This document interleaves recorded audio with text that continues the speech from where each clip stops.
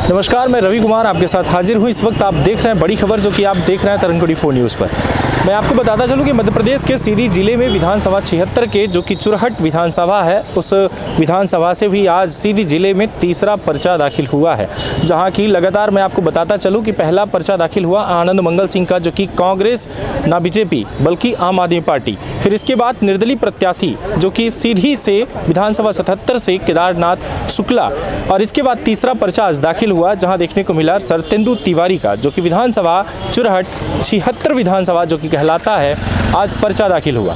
उनके द्वारा ये भी कहा गया कि आज सीधी जिले में आज जो भी देखने को मिल पा रहा है जो विकास, वो कहीं ना कहीं भाजपा का विकास है। साथ ही साथ उनके द्वारा ये भी बताया गया कि हमारे द्वारा बहुत सारे विकास किए गए जिनको गिनाया गया। साथ ही साथ उनके द्वारा ये भी कहा गया कि अब जो है 5 साल मुझे इसलिए चाहिए क्योंकि कोरोना काल में बहुत सारी जो है परिस्थितियाँ कुछ ऐसी देखी गई थी कि विकास नहीं हो पाए थे, जिसको लेकर के फिर से 5 साल अगर जनता मुझे मौका देती है तो उन विकासों पर भी हमारी नज़र है। और कई सारे अपने क्षेत्र में जो है कॉम्प्लेक्स बनवाने हैं, जहां उन्होंने 2 निशाना साधा है, खासकर चुरहट और दूसरा रामपुर नैकिन। उनके द्वारा बताया गया कि जहां पर गरीब जो है अपने कुछ बिजनेस करने के लिए जो चाहेंगे वो बिजनेस कर पाएंगे। देखिए उनका बयान आखिर में किस मुद्दों पर बात हो रही है, किन मुद्दों पर वो चुनाव लड़ेंगे। बहुत बहुत धन्यवाद। अभी तक आप देख रहे थे तरंग 24 न्यूज़ में रवि कुमार पांडे, कैमरामैन संजय के साथ। विधायक के रूप में तीसरा चुनाव होगा, तो आपका क्या ऐसे काम रह गए फर्स्ट टेन्योर में जो विधायक के रूप में, जिनको लेकर आप जनता के बीच में जा रहे हैं? आपको जनता का किस तरह से? देखिए, भारतीय जनता पार्टी ने मुझे प्रत्याशी बनाया था। उसके बाद आज हमने चुरहट में कार्यकर्ताओं के साथ एक बैठक की और उसमें सभी कार्यकर्ताओं ने मुझे कहा कि आप चुरहट विधानसभा के लिए पर्चा भरने जाइए। तो भारतीय जनता पार्टी चुरहट की जनता के निर्देश पर, उनके आदेश पर और कार्यकर्ताओं के निर्देशन पर आज मैं 23 तारीख को चुरहट विधानसभा के भारतीय जनता पार्टी के प्रत्याशी के रूप में पर्चा दाखिल कर रहा हूँ। बहुत सारे काम हमने इस दौरान किए हैं। पिछली बार विधायक रहते हुए मैंने CM राइज स्कूल अपने चुरहट विधानसभा में लाने का काम किया था। हमारे महाविद्यालयों में जो कोर्सेज नहीं थे, जैसे रामपुर में PG कोर्सेज, खड्डी में नया कॉलेज, ITI कॉलेज, चुरहट में BSc BCom, इस तरह के काम हुए हैं। बहुत सारी नई स्कूलों की बिल्डिंग बनी है। सिविल अस्पताल का भूमि पूजन माननीय मुख्यमंत्री जी रामपुर नैकिन के लिए करके गए।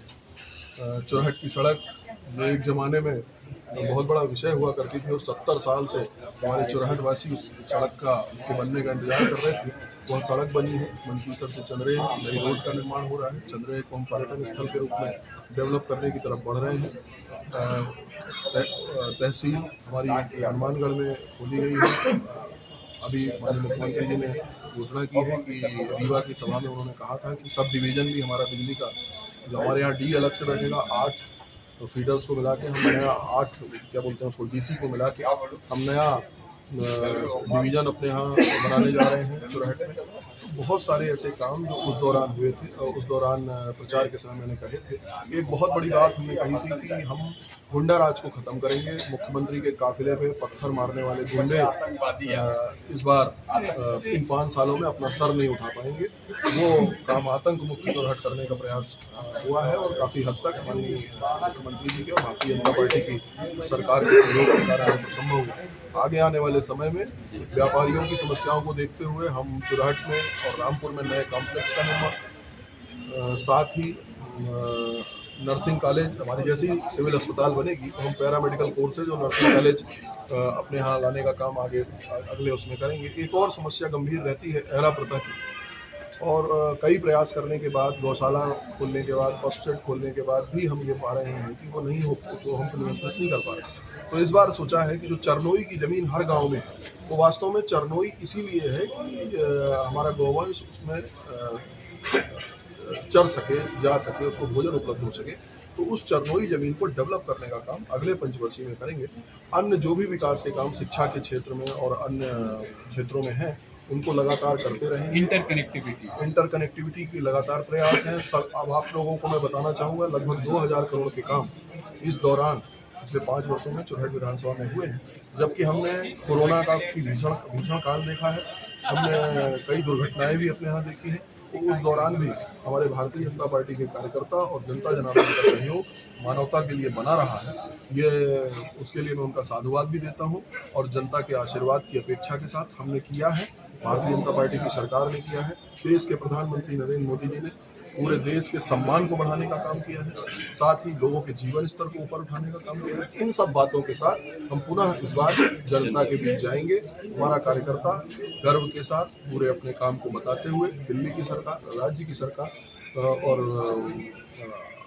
मेरे स्वयं के द्वारा अपने क्षेत्र के लिए काम किए गए हैं, उनको उनके साथ में हम सर उठाकर जनता के बीच पुनः आशीर्वाद के लिए जा पा रहे हैं। 24 घंटे और 12 महीने बूथ पर काम करने वाला दल है।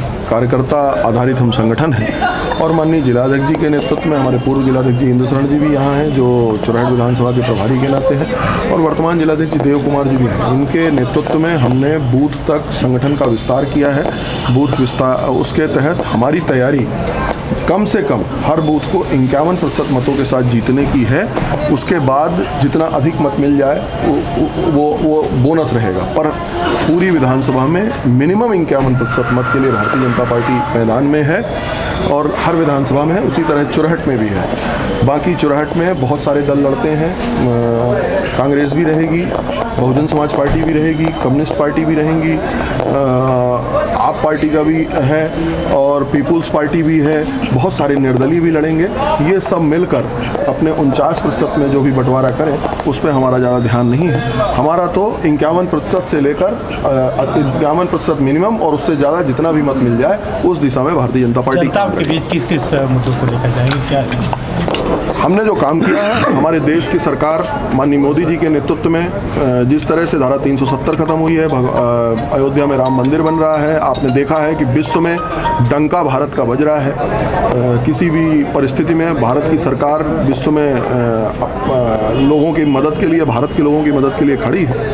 एक तो वो बात है। जो हमारी सीमाएं हैं, उन सीमाओं में के जो विरोधी हैं, दुश्मन हैं हमारे, उनकी हिम्मत नहीं होती कि भारत की तरफ आंख उठाकर देख पाएं।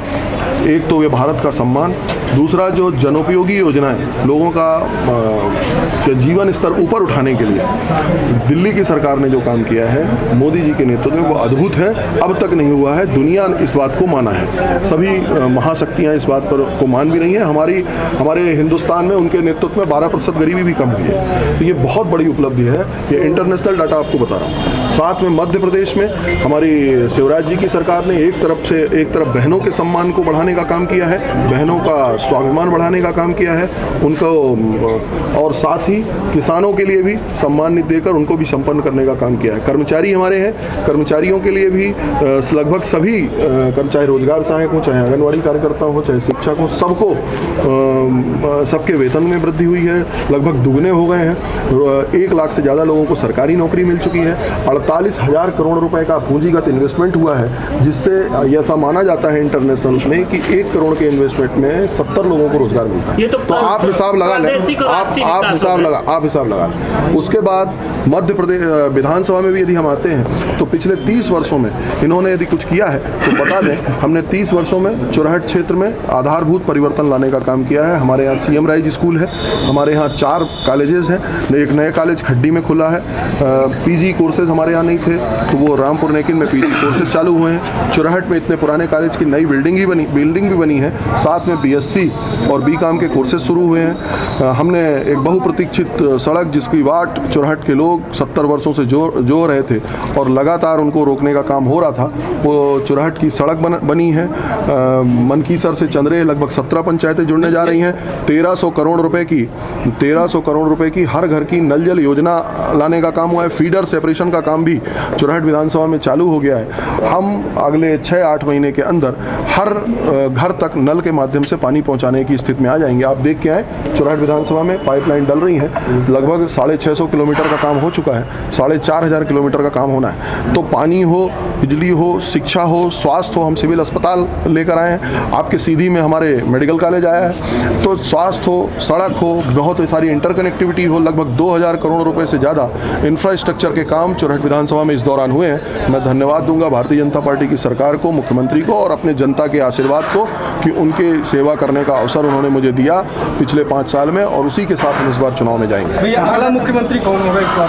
भारतीय जनता पार्टी में विधायक दल का नेता ही मुख्यमंत्री होता है। धन्यवाद। क्या इस बार भी आपको जरूरत है? आपने इतने काम किए हैं। देखिए, वो हमारे नेता हैं और नेताओं की सभा मिलना सौभाग्य की बात होती है। हमारे सभी नेता जो चुरहट विधानसभा में हमारे कार्यकर्ताओं का उत्साहवर्धन और जनता का आशीर्वाद मांगने आएंगे, उनका सबका हम स्वागत करेंगे। और चुरहट की जनता हमेशा अतिथि और अपने नेता का सम्मान और स्वागत करती है। 5 वर्षों तक आपने ही अभी तक वहाँ पर काम किया, जनता की सेवा की है। अब 5 वर्ष अगले आपको क्यों चाहिए? अगले देखिए, कुछ चीज़ें रह गई हैं, बहुत सारे काम बीच में आपको मालूम है कोरोना था। कोरोना के पहले कमलनाथ जी की सरकार थी जो हमेशा बोलती थी खजाना खाली है और सभी योजनाओं को बंद करने का काम करती थी। झूठ पर बनी हुई सरकार थी। और उसके बाद कोरोना आया और जो समय मिला उसमें हमने बहुत सारे कामों को पाइपलाइन में डाला है। बहुत सारे काम चल रहे हैं, लेकिन अभी भी बहुत सारी ज़रूरतें हैं। हमारे यहाँ चरनोई की ज़मीन पर बाड़ा बनाकर एरा प्रथा को कंट्रोल करने की ज़रूरत है। इस बार उसको करने का काम करेंगे। आप देखते हैं चुरहट की बाज़ार में एक परिवार का कब्जा है और वो लगातार लोगों को एक तरह से आप ये कह लें कि लोगों को दबाव में रखकर उनसे नाजायज़ तरीके से उनको दबाव में रखने का काम वो करते हैं। हमने ये तय किया है कि चुरहट और रामपुर में दोनों जगह हम कॉम्प्लेक्स बनाएंगे। अगले 5 साल बढ़िया कॉम्प्लेक्स बनेगा जिसमें गरीब जो हमारे व्यापारी हैं और अन्य लोग भी हैं उनको भी वहाँ दुकान लेकर आराम से अपना वो व्यापार कर सकें। साथ में नर्सिंग कॉलेज और पैरामेडिकल कोर्सेज भी लाने का मुकाबले में कौन रहेगा आपके? अब ये तो आ गया, कांग्रेस रहेगी, कौन रहेगा? ना मुकाबला किससे होगा ये तो जनता तय करेगी। अभी तो भारतीय जनता पार्टी के जो कार्यकर्ता हैं वो लगभग एक तरफा चुनाव करने जा रहे हैं। कौन रहेगा देखेंगे। वैसे ऐसा लगता है कि कांग्रेस और भाजपा में ही पूरे मध्य प्रदेश में मुकाबला रहेगा।